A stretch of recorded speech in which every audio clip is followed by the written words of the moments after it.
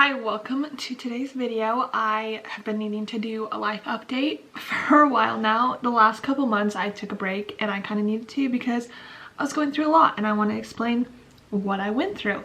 You could probably tell by the title of this video that it was a miscarriage and it was a blighted ovum. So there was not a baby, but I'll get into all of that. I'm going to start from the beginning. The day before Thanksgiving, actually, I took a pregnancy test and I was shocked because it came back positive, and I was 100% not expecting that because Garrett and I weren't trying. I want a baby. Garrett does not yet. He wants another baby, just not right now, or not then whenever I took it. And so that month he wasn't trying and I was shocked that it was positive, like completely shocked. I actually took a video of me taking the pregnancy test and I'll play that clip right here. I get too anxious.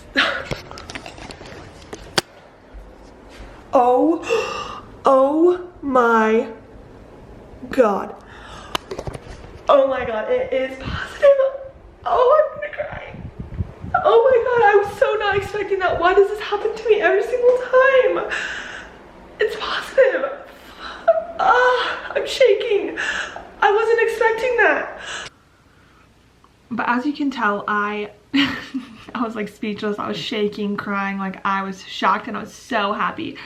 I'm ready for another baby. But anyways, I told Garrett and he was fine with it. He's funny because whenever I surprise him with the fact that I'm pregnant, because I did the same exact thing with Paige, he's like shocked at first, and once it starts to sink in, he gets more and more excited. And so that's kind of how he was. He was like, what? And then he was like, as it was sinking in, he was more and more excited. I was fine for that first week after I found out I was pregnant, and then at week 6, morning sickness hit me, and it hit me so hard, like 10 times worse than it was with Paige. I was miserable. I was in bed, like I could barely stand up for longer than like 10 minutes. My body was like so fatigued. I had to like lay down after about 5-10 minutes of me standing. I was throwing up every single day. I had food aversions to literally everything. Like nothing sounded good. I didn't want to eat at all. And usually when I did eat, I'd throw it up. So I also had heightened sense of smell, so any smell that hit me would make me throw up as well. Like it was 10 times worse than my pregnancy with Paige. But the whole time I was thinking, I was like, oh, this is just good. Like it means that I'm creating a healthy baby. Like typically morning sickness is a very good sign that you're creating a healthy baby. So the whole time I was just thinking that in my head, and that's what was getting me through it. At 8 weeks, I went in and I was like, thank goodness I had my 8-week appointment. I could tell the doctors that I've been miserable, and all my friends had told me that when they had bad morning sickness, their doctor gave them like a prescription to just help with the nausea. So that's what I was looking forward to so much, was telling them that I was sick and hoping that they would give me a prescription to help it. And I went in for my 8-week appointment. It sucked because I had to go by myself, and when I was pregnant with Paige, Garrett came to every single one of my appointments. So I was kind of bummed that he couldn't come. But it wasn't the end of the world. I'd already been through it, so I was like, whatever, like I'll just go in for my appointment and then I'll just update Garrett afterward. And he was actually on his way to work because I scheduled my appointment for one of his work days because that's when they could get me in, and I was like, he can't come anyway, so it doesn't matter. I went in for my appointment and they're like, oh, we're gonna do an ultrasound today. And I was like, really? Because I didn't have my first ultrasound with Paige till I was like 15 weeks almost. And so I was so excited. I was like, perfect, I'll just take a video on my phone and I could share it with like my family and Garrett, and I could show Paige, even though she wouldn't understand it. Thank goodness she doesn't understand this whole situation. But so I was like, awesome, like I'll take a video. And I had even told the nurse whenever I first was like walking into the appointment how sick I've been, and she's like, oh, that's a good sign at least. And so I thought that was funny as well. Anyways, the ultrasound. That was terrible. So I did an internal ultrasound, and when I laid down and she went in, we were looking at the screen, both me and the doctor, and we kept looking and looking, and there was a sac, but it was empty. And in my head, I had had 0 signs of miscarriage to this point. 0. Hadn't had any cramping, no bleeding, no pain, like nothing. I had every sign of pregnancy, 0 signs of miscarriage. So that's why I was like shocked at this entire situation. But we were looking at the screen and I was like, what in the heck? Like I knew what an ultrasound was supposed to look like, and I could tell that the doctor was worried as well. She was giving off worried vibes. So we were looking and looking, and she's like, let me try something else. And she pulls it out and she does an external ultrasound, which is the one they do on your stomach. And same thing, you can see the sac clear as day, but there's nothing inside of it. And in my head, I was like, no, like it's probably just because the baby's too small or her equipment's broken. Like there was no, I still was like convinced I was pregnant. After that, I was extremely upset with the way the doctor handled it because I was confused as heck on what was going on because I had never even researched any types of like miscarriages. Just like I knew nothing about any of it. She's like, this is very concerning. She's like, this doesn't look good. Go ahead and get dressed and meet me outside. I was not very happy that she said that to me. So I got dressed and I went outside, and there's like a huddle of nurses around a computer, and they were like typing and talking to each other, and like I'm starting to panic a little because everyone else seems to be panicking. And so I'm like, what in the heck is going on? And the doctor comes over to me. She's like, it's not looking good. She's like, we're gonna send you over to labs and radiology to get more information. And I was like, please do, because I need more information. And I was like, what in the heck? And she's like, but it's not looking good. And she was like getting me so worked up and so concerned, and I had no freaking clue what was going on. And she doesn't seem, the other thing that I was struggling with is it wasn't a very like, there was no compassion or no like, I don't know. Anyways, I'm not gonna get into that. That's a whole nother story. But I was like, okay. She's like, go ahead and sit in the waiting room and we'll bring you out some paperwork to take over to labs and radiology. So I go sit down in the waiting room and I call Garrett, and the second he says like, hello, because he wasn't expecting me to call, he was on his way to work. And I was like, I just instantly start breaking down, like full on meltdown in this waiting room. Luckily nobody else was in there. I probably wouldn't have even cared if there was someone else in there, but I'm like crying on the phone. I was like, there's something wrong, like it's not good. I don't think there's a baby. Like I'm trying to explain to Garrett what's going on, and he's sitting on the other like end of the phone, like shocked. He's like, what? He's like, I wasn't expecting this at all, because like I said, 0 signs of miscarriage, every sign of pregnancy. So he was super confused, and he's like, well, go get like the last radio. He's like, do you need me to turn around and come home? I was like, no, there's nothing you can do because you can't be here anyways, and this is the situation. Like there's nothing you can do. So I was like, go to work, we'll get it figured out. Like I don't know what's going on, but I know that I'm pregnant. Like I was still in my head like, I know I'm pregnant, I'll get it figured out, you know. And so he's like, yeah, go get it figured out and just keep me updated. So the nurse comes out and I'm sitting there sobbing, and she was so sweet. I loved my nurse. Anyways, the nurse was super nice, gave me paperwork, had me head over to labs and radiology. I went over there and they wanted to get my blood work done first, and my assumption was they wanted to make sure that my blood work was coming back pregnant. So the most frustrating part of all of this is none of the lab or radiology people are doctors, so they're not allowed to give me any information, which is very frustrating when you're in a situation that you like are so confused and have no clue what's going on. So I get my lab work done and they're like, okay, we can take you back for an ultrasound now. So my assumption from that was that, okay, so my blood work came back, I am pregnant, so I'm definitely pregnant. And I went in for the ultrasound, and it was frustrating because she pulled the screen away so that I couldn't see. And I actually did pull out my phone and I was trying to like take Snapchats to show Garrett, and like low-key for like I was trying to get her not to see. But anyways, I'm gonna place a picture on the screen of what my ultrasound looked like versus what a typical 8-week ultrasound looks like. So as you can see, like there's clearly no baby in my sac. And so I still had no clue what was going on. That took me like 2.5 to 3 hours to get all of those, like all of that done and wait in the hospital and everything. By the time I was done, my doctor's office was closed, and so I was unable to go back and get answers. I left the hospital with no answers, so I turned to Google like everybody else would. I'm Googling all this stuff, and I'm like Googling my symptoms, and I'm so confused because miscarriages show that you're gonna have bleeding or you're gonna have cramping or pain or like something, and I didn't have any of that. Finally, I found this blog post of a girl, and she explained that she had a blighted ovum, and every single thing that she said in that blog post lined up with what I was having perfectly. I was like, okay, it's got to be a blighted ovum. I like obviously was crushed on the inside. Like the thing that sucks the most about a miscarriage is when you get that positive pregnancy test, you picture the next 9 months of you being pregnant, and then you picture yourself having that perfect little baby, and the next forever, like foreseeable future, you picture yourself with that baby. And I was like, oh, the age gap and what we're gonna do and trips we're gonna plan. So anyways, I had it all in my head that I was having a baby. And I think that's one of the hardest parts, is like letting go of that possibility, like you're not having a baby, you know? And the one thing that I will say that is a little bit of a plus side is there was never a baby. A blighted ovum is a fertilized egg. So an egg got fertilized, but it never turned into an embryo. Therefore, it never turned into a baby. But that fertilized egg triggered my body to like start pregnancy, and so my whole body thought I was pregnant, and that's why I had every single pregnancy symptom. There was still a sac and there's still a placenta. My body was preparing for a baby and there's just not one there. That's pretty much what happened. So, I mean, the plus side is that there's not, like, I was like, at least there's not like a dead baby sitting in my stomach. At least, like, you know, there, if I'm gonna try and find the positives out of this situation, there is a lot. And I will say that there's so many worse situations out there. I've already told, get out of here, my cat is trying to eat the camera. I've already told this whole story on my Instagram. If you don't follow me, go follow me. It's Katie_Powell8. It's either 8 or 9. I'm pretty sure it's 8. I'll put it on the screen. But I had so many people message me like their miscarriage stories, and my heart shattered. There's one girl that said that like she was 20 weeks when she lost her baby. I know people that have stillborns. Like, there's so many worse situations out there, and I'm aware of that. I'm not looking for pity or anything. I'm just sharing my story. And if you're going through this, I'm so sorry. I feel like it's not commonly talked about, which makes it seem very lonely when you're going through it.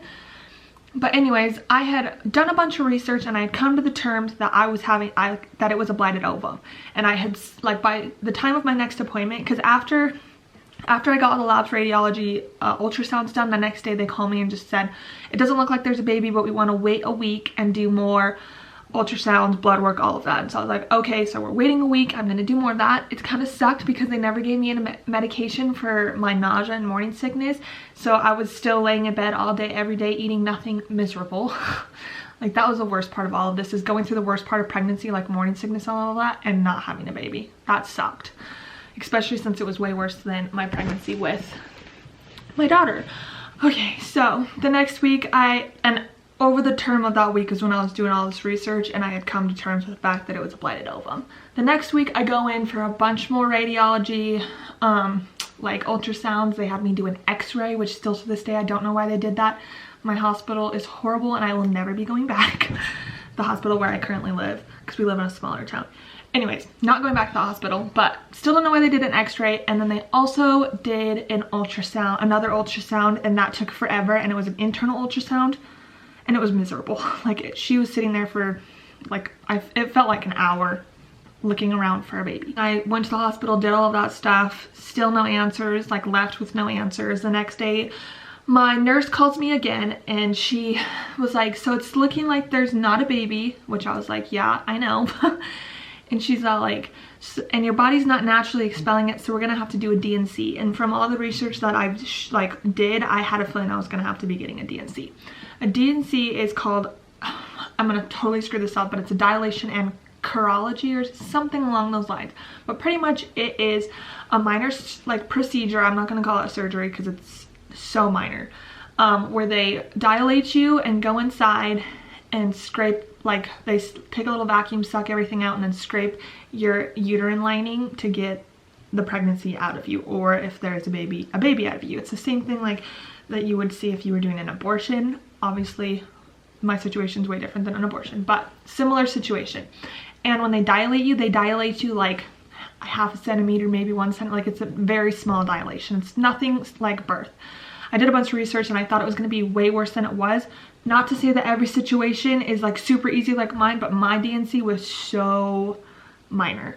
Like, it was like I was out, had my procedure, I was up on my feet completely fine again within the hour. Anyways, I'll get into that later. But so I was like, okay, I have to get a D&C. I had a feeling that that's what was going to happen. I was like, however, I still haven't seen any of my ultrasounds. I haven't seen any of my lab results. I haven't like gotten any diagnosis for what's going on, and I'm still extremely confused because I'm still miserably sick. I still have every pregnancy symptom in the book. Like, what is going on? And she's like, hold on, let me ask the doctor. She puts the phone down, goes and asks the doctor, and then she comes back and she says, the doctor said it's a molar pregnancy. She's like, but she's not positive. She's like, we'll know more after we do the D&C. We'll send over what we get out of you to pathology to find out for sure. You guys, I looked up because I was like, molar pregnancy? I was like almost positive it was a blighted ovum. And I hadn't even found anything that said molar pregnancy in my research of what was going on. So I go online, I start Googling molar pregnancy. It's freaking terrifying.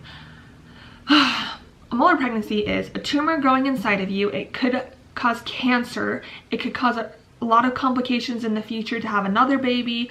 Like there's way more side effects.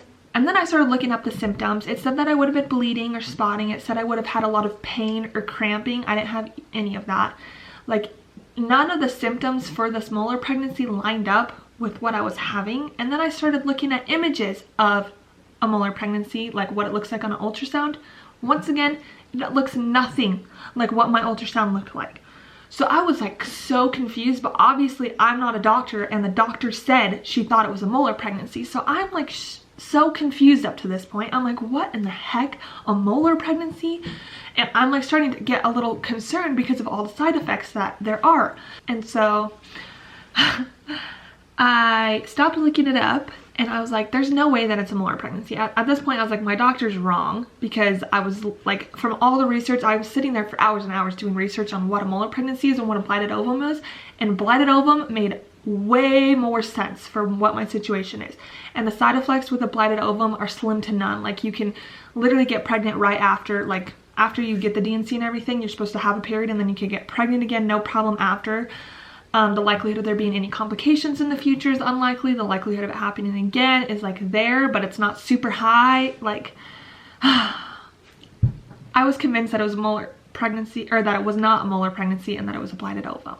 So the next week they're like, oh, we're gonna schedule your D&C for another week out.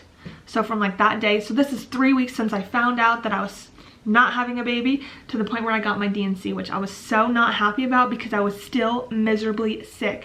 And my assumption for why they did that is because of the holidays. Like I found out the Monday before Christmas, and then they waited another week to do more testing, and then they waited another week because that was New Year's. Like, so they waited a week. So a week from when I found out to when I got more testing done, that was Christmas. And then the week from where I got the second set of testing done to when I actually got the D&C was New Year's. And so that's my assumption for why they dragged it out so long, but it sucked because I have friends that had messaged me saying like, oh my gosh, I had a molar pregnancy too, but they scheduled my D&C for the day that they found out that there's not a blighted ovum. I still get them mixed up, sorry. I have friends that say they had a blighted ovum too, and they're like, they scheduled my D&C for the same day that I found out, or the day after. Like, I was just like, why did they drag it out for so long? Because I was so sick. Like, that was the worst part, is being so sick. Anyways, enough about that. Okay, really quickly, I want to explain why that first doctor that I saw had said molar pregnancy, because I did get an explanation eventually. So when I went in for my D&C, I saw a different doctor from the practice that I had been going to, and it was a male doctor, and he said, I was like, you need to explain what's going on to me, because this is not making any sense, and you guys are about to like do a whole surgery for it. And I was so confused on what was going on. And he said they're no more whenever they do a pathology report afterward, but he said the other doctor thought it was a molar pregnancy, not a blighted ovum, because he thought it was a blighted ovum on the paperwork that I was filling out. He said the reason she said molar pregnancy is because typically with a blighted ovum, your HCG levels, HCG is a pregnancy hormone, are in the 100 range. And he said your levels were in the 100,000 range. He said typically when they're that high, it's a molar pregnancy. And that's why the other doctor thought molar pregnancy. He said, when I looked at your ultrasound though, I thought he thought that it was a blighted ovum. He said there's 3 different doctors looking at my case, and he said he'd never seen anything like that before. He was like, they were all just confused, I guess. Once I got the pathology report back though, it did come back. It was just a blighted ovum, not a molar pregnancy. There was not a tumor. I go in for my D&C. I was very concerned, like D&C sound very scary, but I go in and it sucked having to go through it all alone because of COVID restrictions, but it is what it is. I went in, they got me all prepped for surgery. They put an IV in. That was probably like the worst part, but they took me back, and the anesthesiologist offered to either do like what they do for a pregnancy, where they put a thing in you and numb you from the waist down, or he said that he could just put me completely out. And I was like, go ahead and just put me completely out. Like, I'm sad that I'm here. I don't want to remember it. Like, just put me out. I don't care.